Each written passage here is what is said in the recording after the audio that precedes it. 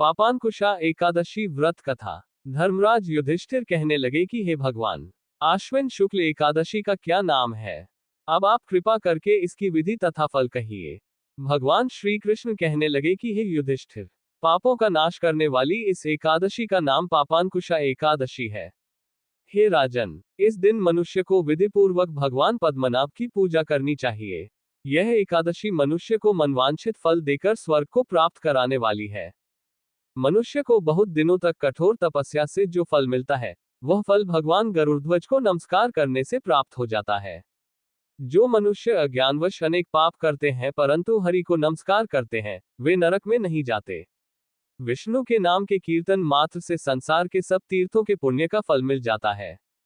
जो मनुष्य शौंक धनुषधारी भगवान विष्णु की शरण में जाते हैं, उन्हें कभी भी यम यातना भोगनी नहीं पड़ती। जो मनुष्य वैष्णव होकर शिव की और शैव होकर विष्णु की निंदा करते हैं, वे अवश्य नरकवासी होते हैं। सहस्रों वाजपेय और अश्वमेध यज्ञों से जो फल प्राप्त होता है, वह एकादशी के व्रत के 16वें भाग के बराबर भी नहीं होता है। संसार में एकादशी के बराबर कोई पुण्य नहीं। इसके बराबर पवित्र तीनों लोकों में कुछ भी नहीं। इस एकादशी के बराबर कोई व्रत नहीं। जब तक मनुष्य पद्मनाभ की एकादशी का व्रत नहीं करते हैं, तब तक उनकी देह में पाप वास कर सकते हैं। हे राजेंद्र, यह एकादशी स्वर्ग, मोक्ष, आरोग्यता, सुंदर स्त्री तथा अन्न और धन की देने वाली है। एकादशी के व्रत के बराबर गंगा, गया, काशी, कुरुक्षेत्र और पुष्कर भी पुण्यवान नहीं है। हरिवासर तथा एकादशी का व्रत करने और जागरण करने से सहज ही में मनुष्य विष्णु पद को प्राप्त होता है।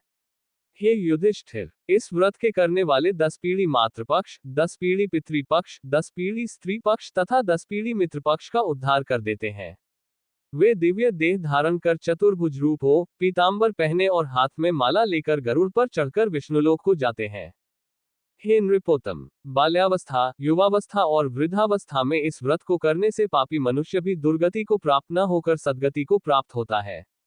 आश्विन मास की शुक्ल पक्ष की इस पापांकुशा एकादशी का व्रत जो मनुष्य करते हैं, वे अंत समय में हरिलोक को प्राप्त होते हैं तथा समस्त पापों से मुक्त हो जाते हैं। सोना, तिल, भूमि, गौ, अन्न, जल, छतरी तथा जूती दान करने से मनुष्य यमराज को नहीं देखता।